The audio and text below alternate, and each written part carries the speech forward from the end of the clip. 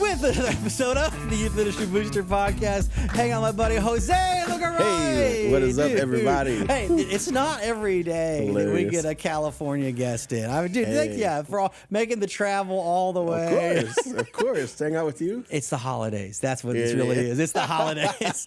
This is really just Tulsa friends hanging out. Yeah, this is Tulsa friends hanging out in the garage, dude. How was your Thanksgiving? How was your visiting family? Yeah, I got to see my family. I'll come back like once a year. So. Is this kind of nice to be away from the everybody for a little bit? It is. So, but I love seeing my family, and I always give Erica a tour of town, and not the south side of town, the north side of town. Yeah, see, true Tulsa. Exactly. You're staying at the Brute, so you're in downtown. You are in downtown Tulsa, living it up. And ironically, I had so I don't know if we should go, but I stole a car as a teenager. And dropped it off like a block away from the Brute Hotel, and then ran. So, I was giving her that tour. It's good to be home. We're home, like. So, Jose, for folks that don't know, I mean, you've been a friend with Lifeway students for a while, published with us. Give us just a quick intro to who you are, where you're at. I mean, you're living in California, serving the rescue generation. But I want to talk Tulsa a little bit about growing up, because I don't want to talk about teenagers today. Like, that's one of the things that I love talking with you is I feel like there's a lot of people in youth ministry I talk about ministry as like program and church and leadership, but like you are literally in the stadiums and in the gymnasiums and in the hallways and the cafeterias and the classrooms with students. So I would love just to hear about some of that today. But give us a little bit, just like Jose's here from Tulsa. Why is this kid from California coming to Tulsa to hang out and talk about ministry? Born and raised here in Tulsa. Grew up on the wrong side of the town, and dad was a drug dealer most of my childhood. Really rough upbringing. 7th grade, dad gets sent to prison. I remember coming home from school. I was at Carver Middle School, which is actually a nice middle school. There are some on the north side. Oh, absolutely. It was a great school. Come home, dad's in prison. And I just knew I was a scrawny little teenager, and I knew, man, like the neighborhood I live in is not a good one. And I got to find protection for my family, my mom and my sister. So I joined the gang. And immediately, I was the only Latino in this all-black neighborhood, so there was a lot of like just confusion for me anyways. Mexicans didn't like me because I was hanging out with the wrong people, and then I'm not black either, so I was just really racially confused, which ironic for Tulsa and all the history here. I was smack dab in the middle of all of that. But I watched God use that later on in ministry, which was actually really ironic how he doesn't waste seasons of your life. He came back later. Has a way to navigate all of that. Why is that? I mean, again, it almost sounds like a platitude or like trite, but like it just seems like there is this quality of like you have to live life forward, but to like see it in reverse, there is some breadcrumbs or clues that you're like, man, that became so significant and vital to like my story. Like hands down. Like that's I mean, I just think it's God in all of his genius and like in the big and small ways. He knows how to redeem stories. And so no matter the pain, the trauma, the roughness of the upbringing, God knows how to reach in and make it what it should be. And that's really what he did with my story. And so I got saved through an outreach ministry, a bus ministry. Okay, because this is important, because there's a youth minister listening to this that's probably gassing up a van right now. That's gassing up a van right now to go pick up some kids from an apartment complex. Do that. Why? This guy right here is one of the big facts. So this is sorry for the guy who's filling up the van right now. Cleaning the soup out of the back. That's right, yeah. My first day on this bus, I got kicked out of church for fighting my bus captain. You fought the bus? I literally, true story. Not another kid on the bus, but the bus captain? I was what did he say? He went to go pray for me. And because I was hanging with my friends, we weren't listening. And he goes to lay his hand on me and pray. And you put hands on him. And I laid a hand right back on him. And it was just a different type of hand that I laid on him. And so, and literally I got kicked out for a month. I ended up coming back. And long story short, man, I ended up joining a leadership and training program. Which gave me something to be a part of. It's the concept that they let me belong before they ever asked me to believe. So like in the church, a part of the ministry, even really before like fully Jesus. I don't even know Jesus yet. But I can pass out pizza on a bus. Or I can do these skits for these memory verses in front of 1,200 boys and girls. Okay. You know, it was the second largest bus ministry in America. Yeah. So like, Yeah. it's a big ministry, but like we can do these skits at least. We know how to do that much. And so it gave us something to be a part of, something that felt like something value. to do, an opportunity. Yeah. Because I think sometimes that goes missed in churches where it's like, well, we have stuff for you until you know, are worthy of leadership or whatever. Yeah. Oh man, it threw me in right away. Okay. And I was you know, not the best leader, right? Like, so, you know, I'm throwing up gang signs on the bus and then still like doing these scripture verses. And like, I was a mess. So anyways, I ended up, so I go on this mission trip because I had this opportunity to, and I'm fresh off probation for stealing cars. Okay. So like, I'm like, almost don't get to go. Yeah, yeah. And I feel like this story gets worse and worse every time I tell it, but like. No, I love it. I love it. So, some kids are playing GTA. Some of us are living it. I was living it. That's all. That's it. I did GTA before GTA. That's right. Like, That's right. So I literally barely go on this trip, but on this trip, they taught me how to tell my testimony. So the first school we go to, Jose, stand up and tell your testimony. So I tell my testimony. Now I'm lying because I know I don't believe yet, right? But I did what they taught me to do. So they let me. You knew the game. Yeah. So I asked the question: how many of you want to say yes to Jesus today? And I'll never forget this high school of almost 500 kids. Almost every hand in the building went up.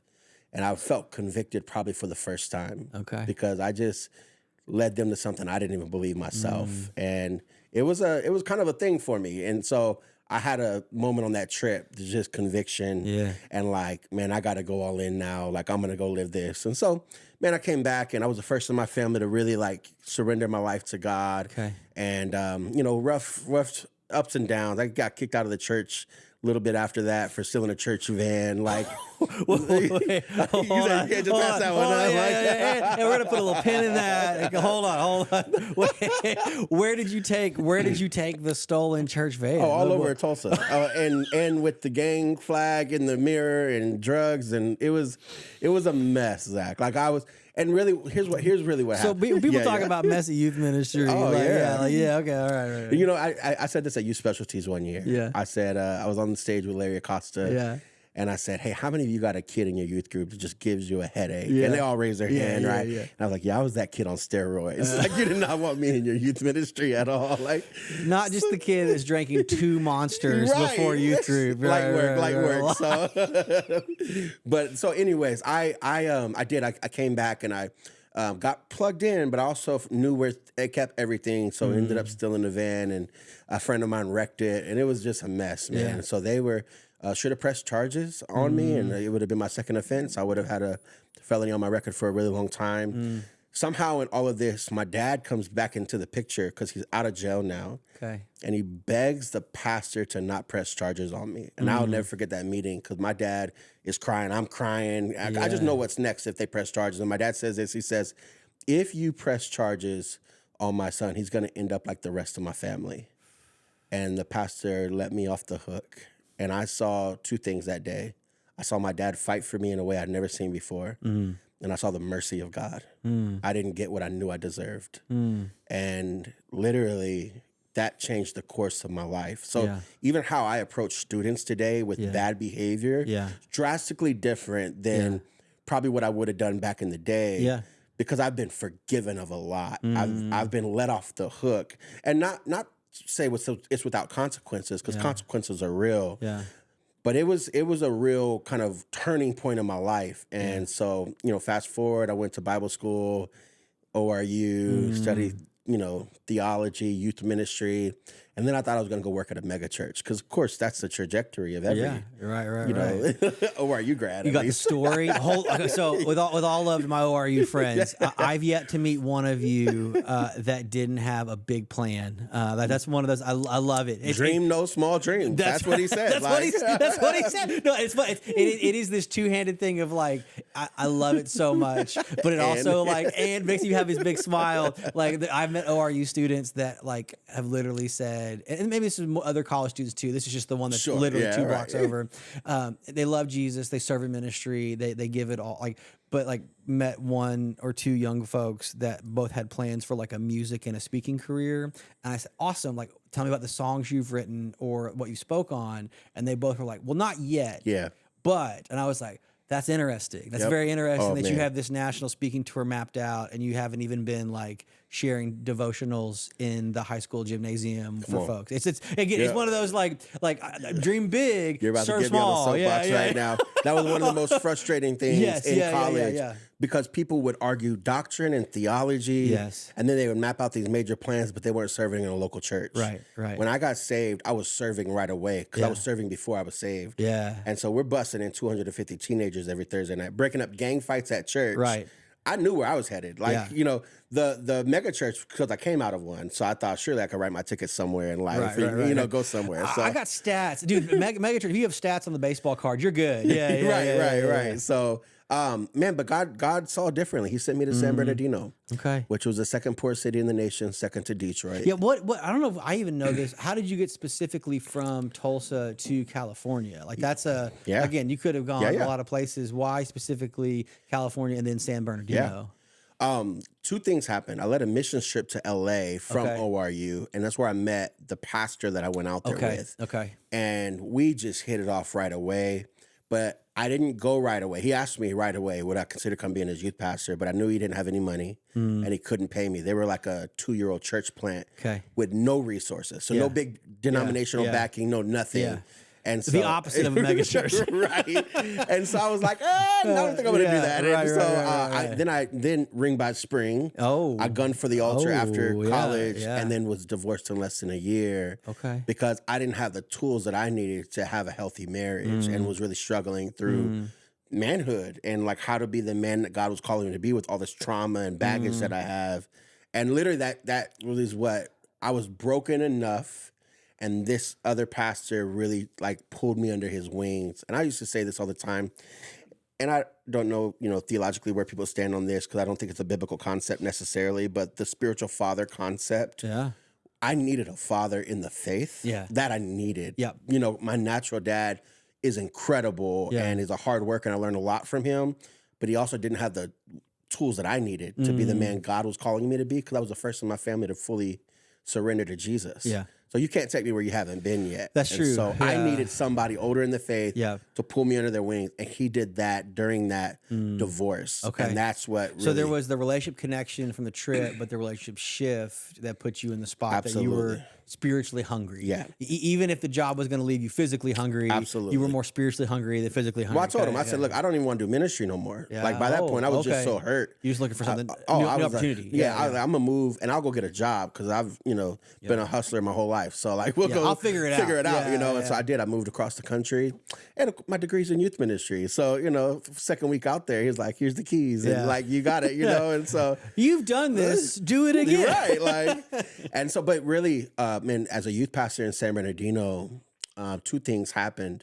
I couldn't get my youth group over like 40 or 50 kids, like, which, look, in certain contexts, that's big, right? But in the context I come from, we're busting in 250 kids every defeated, week. I'm like, man, I got friends that are bringing in 300 and I'm only doing, so it's that whole comparison thing.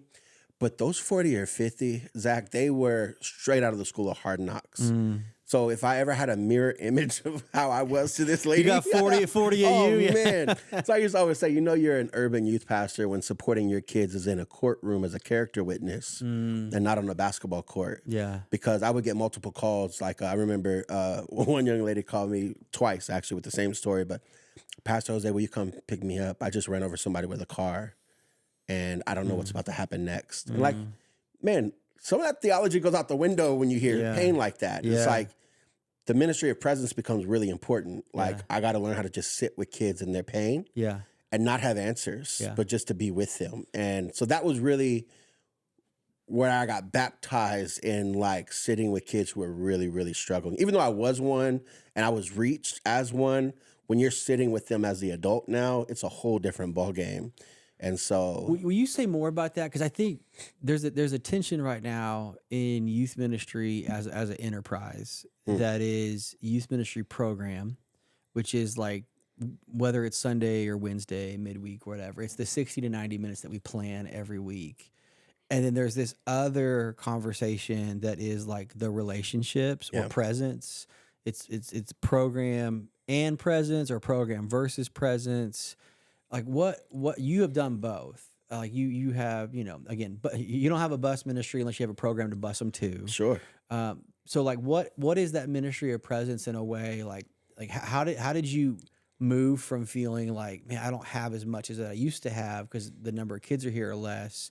I mean, being character witness for a kid that you know deeply, getting those phone calls. Yeah. One, that's hard to scale, but two, I know from your story is probably what set you on some of the work that you're at now. Like, Yeah. so what brought about that shift in you? What is something about that others could hear and learn from? Like, what is that? Yeah. Well, it's really kind of ironic because I think God used the lack in our youth ministry to propel me to go to where students were. I got really accustomed to being in their neighborhoods anyways. So when I got called because of the car situation, or another young man called me in the middle of the night because his mom just got jumped and he was ready to go kill somebody. And you get those calls, but if you're used to being in the community, going back to the community to sit with people is not hard. But if I'm not used to being in the community, I'm not coming to you, right? Yeah. Well, because kids weren't coming to us, I got really used to going where they were. So I would be in their neighborhood, hanging out with them. Like literally like going to them is what I feel like developed that ministry of presence in me. Yeah. And then when pain and trauma are all like at the forefront, I feel like I was wise enough to know, don't say something stupid. Like, don't ruin the moment. Like, don't say it's going to be okay. I'm praying for you. Like, we'll figure this out next week. Yeah. Right. Yeah, and so just to sit, I remember the kid that his mom got jumped. I went 2:30 in the morning. I sat in his living room until about 6 a.m. until he finally fell asleep. And then I left. Just watching over him. Just like shepherding, like literally shepherd at the gate. I said, if just you shepherd leave, at I'm the gate. leaving. Okay. Wherever you go, I'm going. Just to make sure he doesn't go do something crazy. Regrettable. Yeah, right. Yeah.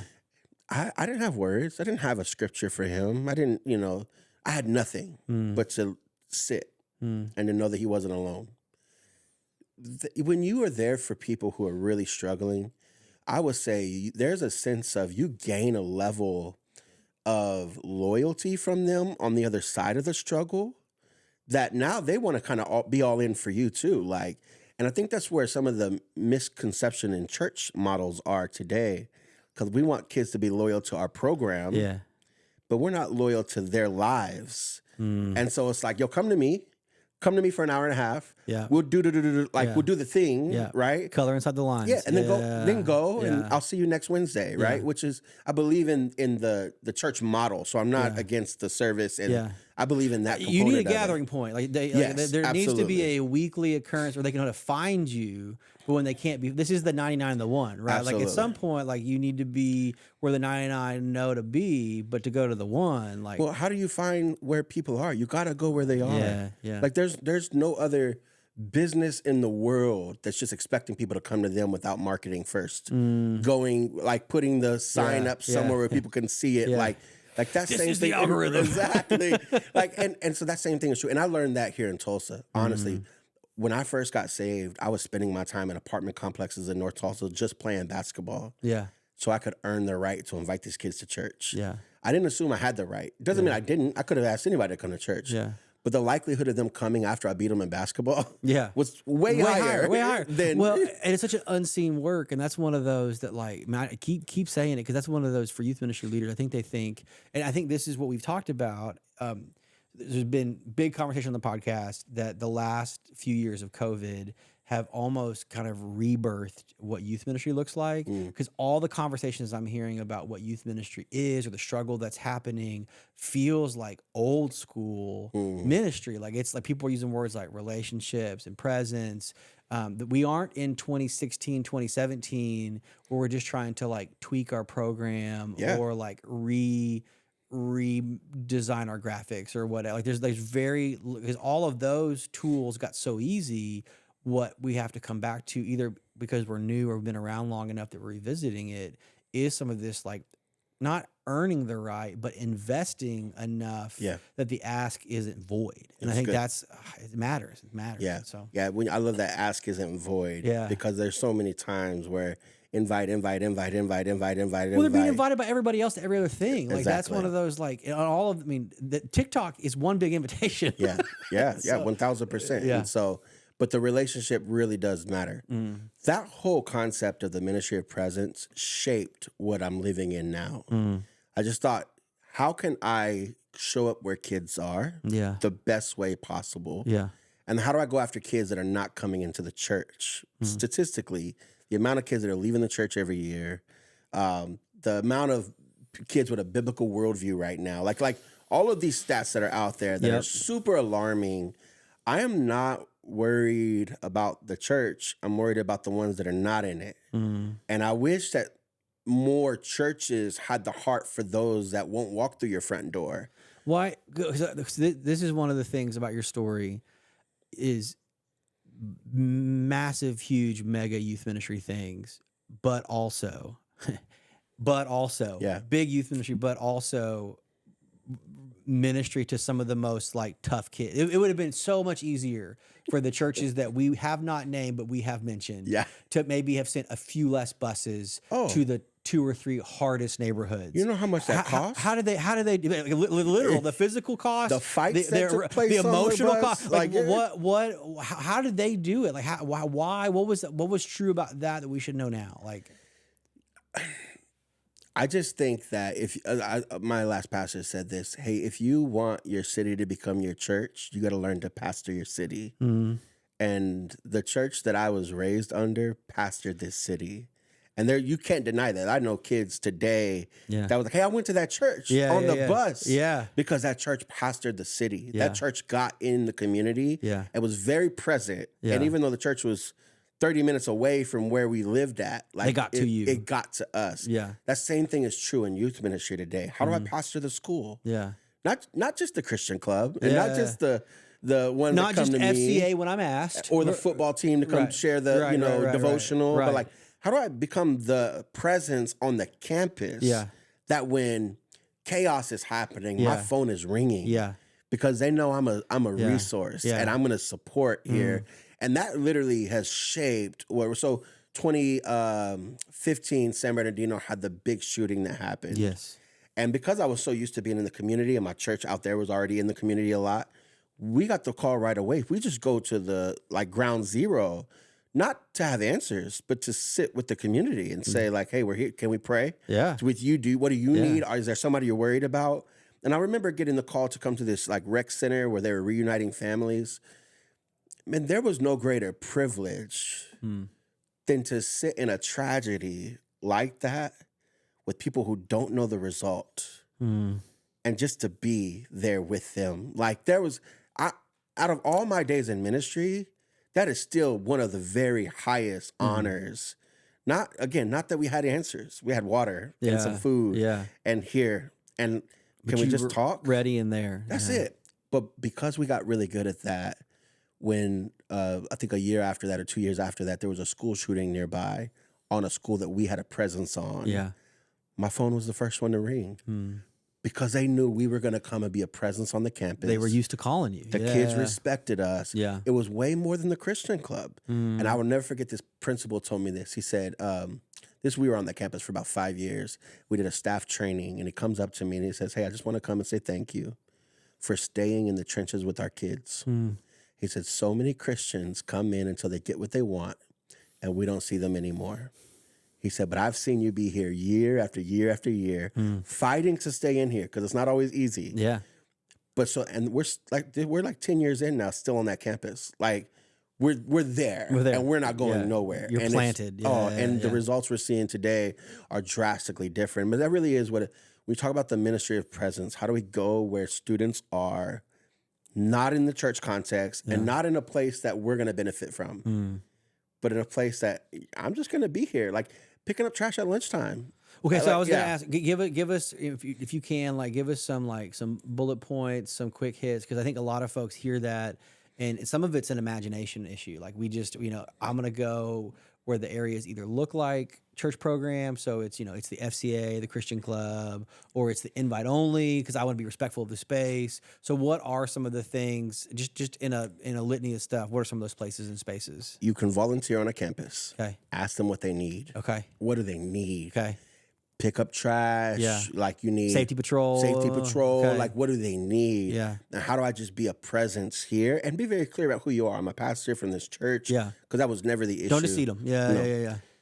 The other thing you could do is you can look statistically at what the needs of the school are. Now, there are literal websites out there, so this is very practical. Yeah. You can Google. Do the search. What are the stats of yeah. this particular high school? Dropout rates, truancy issues, grades. Free and reduced lunch. Economic, like the whole thing. Yeah. And then say, what could we do to be a part of that? So bring staff lunch once a month. Couple $100 to feed 50 people, 60 people, right? Take one of those pizza dinners on a Wednesday. Yeah. Turn that into a school staff feeding. Yeah. And then ask if they'll let you serve it too. Yeah. Because now you get to build relationships and say hi and connect with. Now your church gets to be actual presence on the campus. Which is one of the things I think is so important, is not just connecting with like your students who are on that campus and their friends, but the staff. Because just like in ministry, hopefully your volunteers outlast your students, because kids get older, but adults don't. Absolutely. Teachers and principals will hopefully stick around 4, 5, 7 years. And so, Last thing I would say, and this is where Rescue a Generation came about at. Find a need and fill it. Like, I love Bill Wilson from Metro Ministries in New York. He's a crazy guy, but he said this. He said, I never got a call from God to have the largest Sunday school ministry in America or bus ministry in America. He said, I seen a need and I stepped in. And I think so much of the impact that's waiting on us to make is finding a need and fulfilling it. For us, the need was kids getting in trouble. They didn't know what to do with the kids. You suspend them or expel them. Now they're in their neighborhoods, hanging out with gang members, probably getting a ticket or arrested for something. And that just cycles. It gets worse and worse, right? And so instead of expelling the kid, we started thinking, man, what if you gave us 30 of your worst students and let us spend 10 weeks with them? Now, of course, my story and my background, I'm really good at that. Like I could do that if nothing else. Undaunted. You're unafraid. Right. And but we started seeing crazy results that schools and districts couldn't deny. So things like a 24% decrease in chronic absenteeism from kids that were going through our program. I didn't start the program like, I want to start a program. Again, not all of them. Like, this is like, give us a manageable number. Correct. Okay. We say up to 30 each semester. 30 is even a little high. Like to manage 30 behaviorally challenged students. Because I think when some people hear adopt a school, they're like, man, there's just one of me and 2 people. How could I even? It's not everybody. For y'all, this is like 20 to 30 kids. 20 to 30 kids each semester, and same kids for the whole 10 weeks. And we love them. We walk them through a curriculum that we use that I wrote, and but to see the change, here's what's undeniable. Number one, every school in America needs a program like ours. We could go anywhere. Number two, kids are not going to get better tomorrow. So there's some level of job security in this concept, right? Like there's always going to be 20 kids in need. And but number three, we need local churches. We have to, if we're ever going to reach the kids that we're called to reach, it won't be because Rescue a Generation is some big name that did this great thing. It'll be because we've linked arms with local churches that want to impact kids in their own community. And we found a vehicle by which that could happen. And so we're beta testing a model right now in Chicago. We're in California mostly, but we got one school in Chicago. It's a partnership with the local church. We trained the youth pastor there. He's going to be on the campus in January. And we're going to see where that goes. But really, like, that is the thing. Like, how do we... People always ask me, like, yo, how to rag? We're on 29 campuses in SoCal. We're in SoCal of all places. We're unapologetically faith-based. Now, our curriculum is not, and that's very intentional. I can argue about that with anybody later. But that was on purpose. But people ask. The curriculum is not, but the people are. Yes. Okay. That's an important distinction. That's an important distinction. 1,000%. So, some people play it the other way, where the curriculum is and the people are not. We'll save that for next time. That's a whole different conversation. But yes, I wouldn't put our curriculum in the hands of a secular person. I would put it in the hands of a believer. So even when we look for staff, we look for, are you plugged into a local church? Do you love God and you have experience with teenagers? Like, those are the three, like, the things. You got to check those things, right? Before COVID, before anybody was on videos or anything like that, I felt like God gave me a blueprint on how to scale really well. I'm a communicator. We were doing a video curriculum back in 2015 before many people were doing videos. So when COVID happened, like, it was so easy to scale because I didn't need to find great communicators. I did the communicating already on the video. And I just had to find people that are really good at small groups. That's way easier than finding great communicators. And so we started to hire people. We went from 2 schools in 2021 to 23 schools that next semester.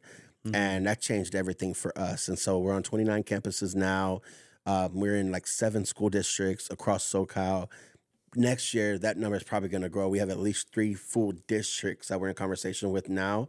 And it's just unreal. I'm not smart enough to plan this out like on my best day. You know, this has been the strategy that God gave, simple obedience, but really meeting a need in our community. Yeah. I didn't think it was going to go as big as it is now. I just was trying to reach San Bernardino. Well, but all of it's grown out of the faithfulness to be rooted, to now be flourishing. And I think that there is something to the garden seed metaphor that Jesus uses time and time again, that things that get planted in the right kind of soil for long enough can flourish. Yeah, facts. 160 or 30 times. And that's one of the things that, but you have to trust that it's buried long enough to be truly like planted into rooted. And that's one of the things I think for ministry leaders, like you don't get to become the phone call after a shooting or an incident because you were there for 18 months. Like you've got to be around long enough.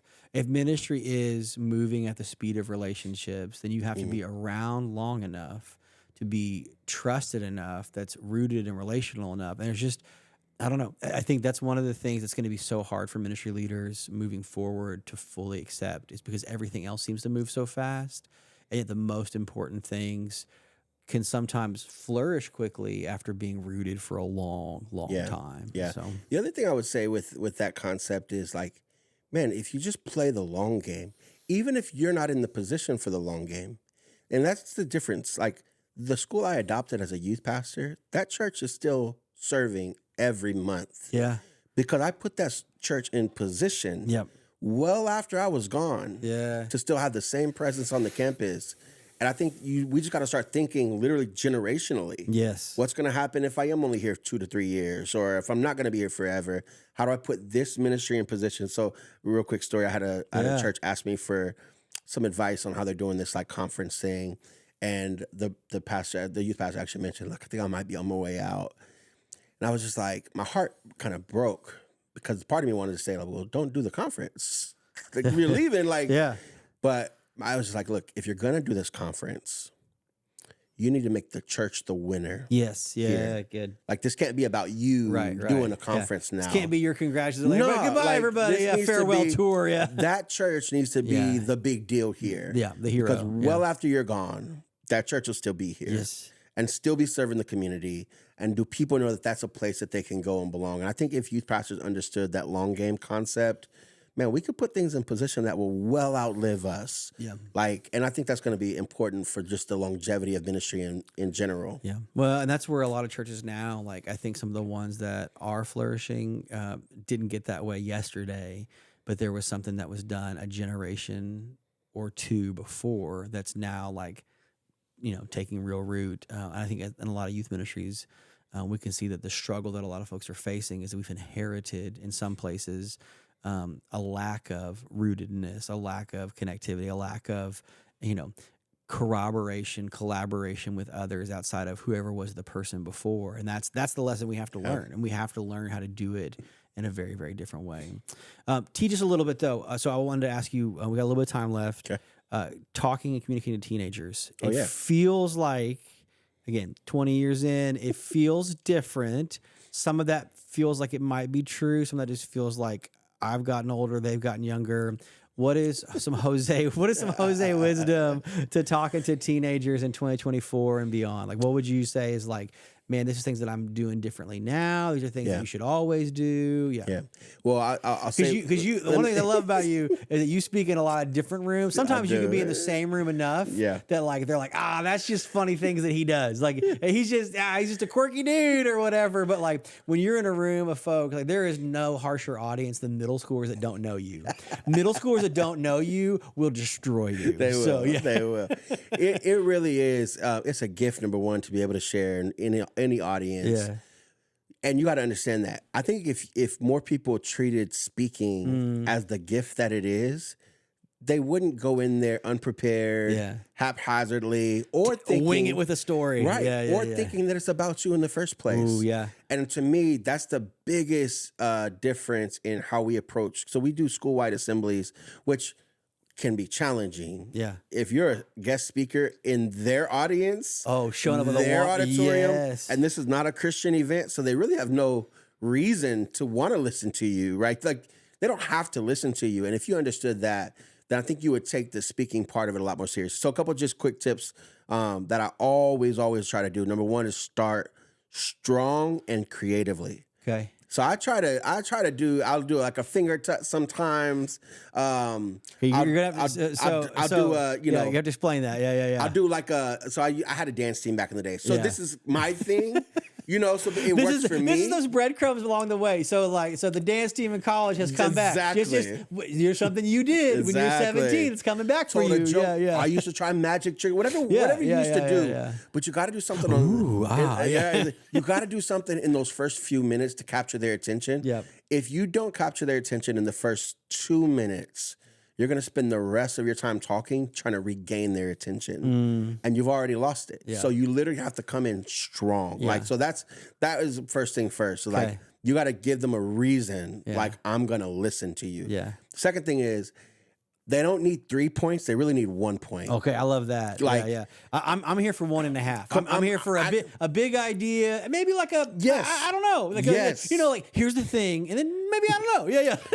and you could tell it in a bunch of different ways. Yeah. But when I was youth pastor, and I realized, these kids are not going to walk out of here remembering all these things. No. But what could I get them to remember when they walk out of here? Yeah. And if I can get them to remember one thing, then I did my job. So I always try to simplify one thing. Here's the one thing I want you to walk away with today. Yeah. And I'm gonna find a bunch of different ways to tell the story. Yeah. No, I do think because some people hear one thing and they're like, well, so I just talk about one thing one time. Like, no. Like do the prism thing, talk about it from multiple different angles. Yes. Do a funny thing, do a thoughtful thing, do a quote thing. Whatever it is, though, it's all circling one idea instead of you trying to build a 3-point argument. 1000%. Building the argument, get out of here. Like that's not like our brains no longer work that way. Yep. Yeah. All right. 2 more. The third one, I love leaving people on a cliffhanger. You know who does this better than anybody in the world I've seen is Reggie Dabbs. Okay. He is number one, probably a youth speaker in the world, Australia, all over. Yeah. And when he tells his story, he doesn't wrap it up with a bow. He kind of leaves you like... He leaves it?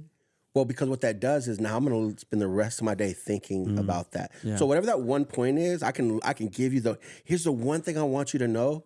But as I'm telling my story, I want you to leave here almost scratching your head.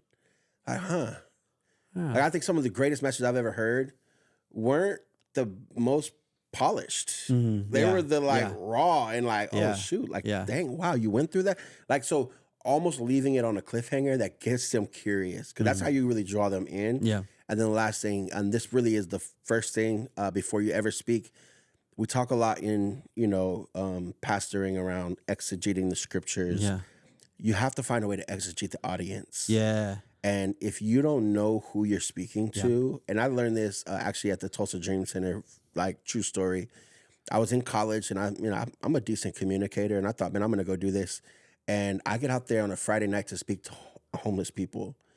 And they're all strung out on drugs, and they're all like, and I went and I preached my face off. I thought I was yelling, and I'm like giving them the points, and I'm like, and literally they slept, and I left there crushed. But see, that's humbling. No, I was like, oh shoot, and the next Friday they let me come back and do it again. Okay, and I said I'm gonna do it completely different. Yeah, I went early and I ate dinner with them. Yeah. And I just connected with them. Yeah. Because I knew that I wasn't going to have their attention until they knew I was with them. Yeah. I got really good at preaching to displaced people. Like I had their attention. You could feel God's presence in the room.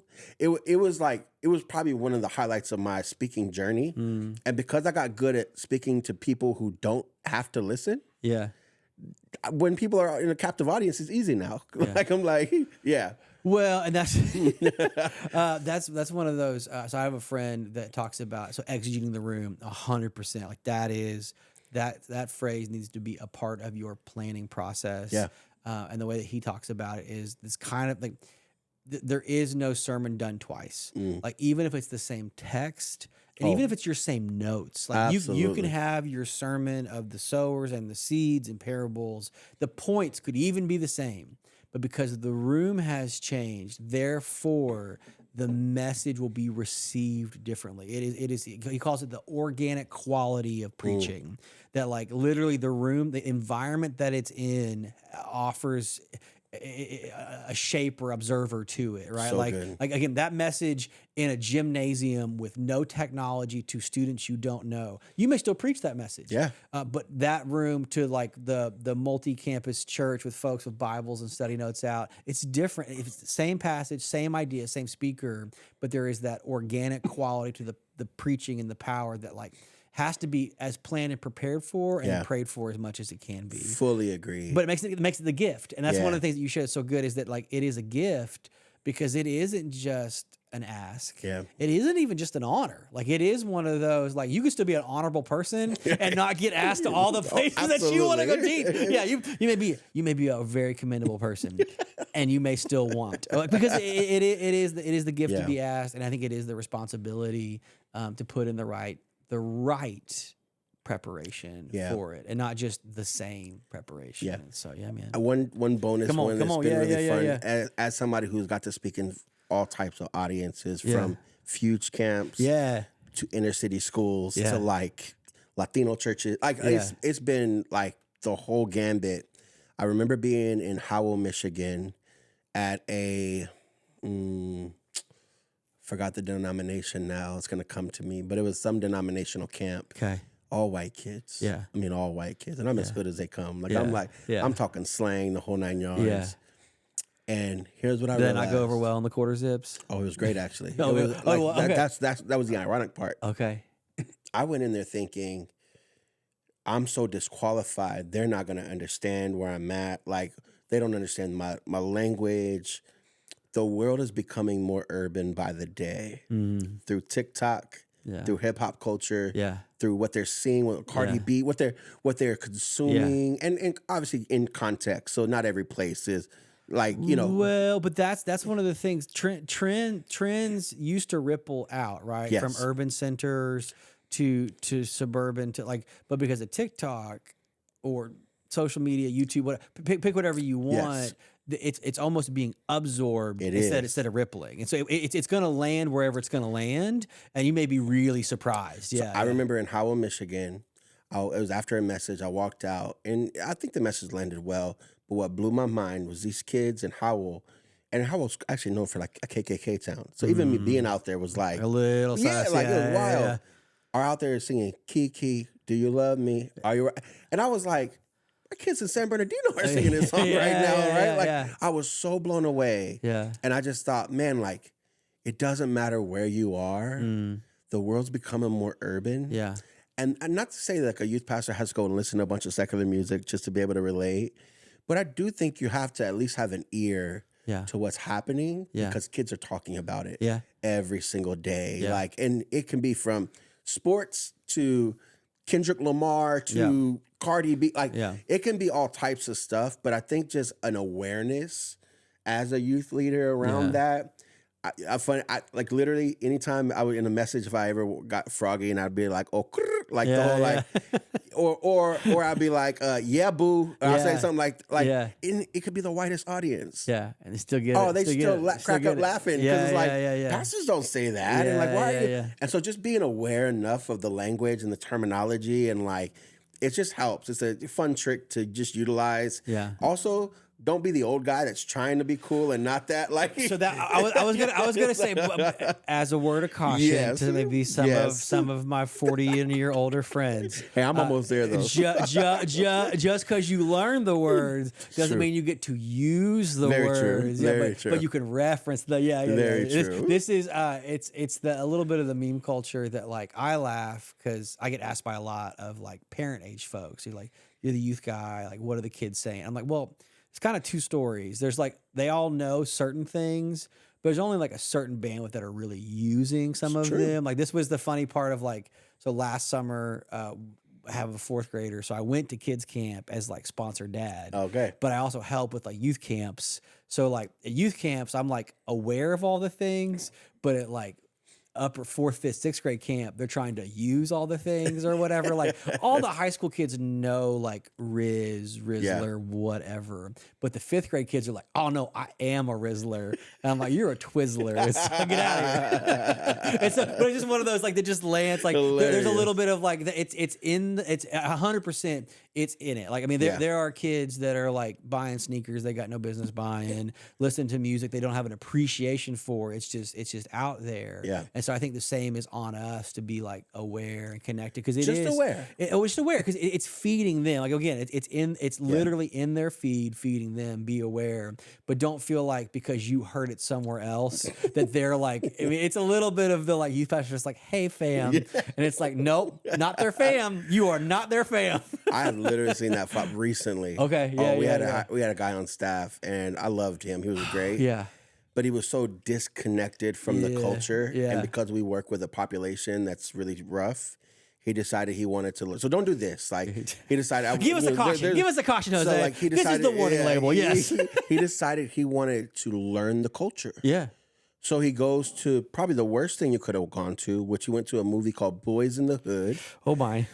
And I'm like, number one, the kids we were reaching are not boys in the hood. Like, way to pick that one out of right. But he started using language like fam, like hey fam, or and literally these kids were like, yo, you don't know me at all. Like there is a way to do it. Yeah. Like, but you gotta have some relational equity in there before you start to do it. Yeah. And he just came out the jump. And so he kind of lost it from the very beginning. Yeah. So we've had to re-coach and rework some of that. So just don't do that. Don't go to the extreme and be like, but be listening, like be listening to like what they're saying and how they're saying it to each other. Because I do think that's one of the things that still like language carries with it, so much of it internalizes things like identity. It internalizes things like ambition and care. And so don't miss it. Just because you don't understand it, don't miss it. Great. Don't always feel like you have to seek to emulate it to connect. Like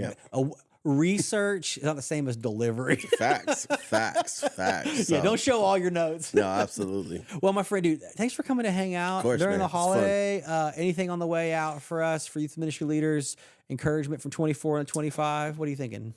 Man, be present. Honestly, like there's just the one thing that I can't shake right now. Even in all of our training that we're doing for our team, I tell our team, no matter the level of training that we deliver, there's nothing that will be more powerful than your presence.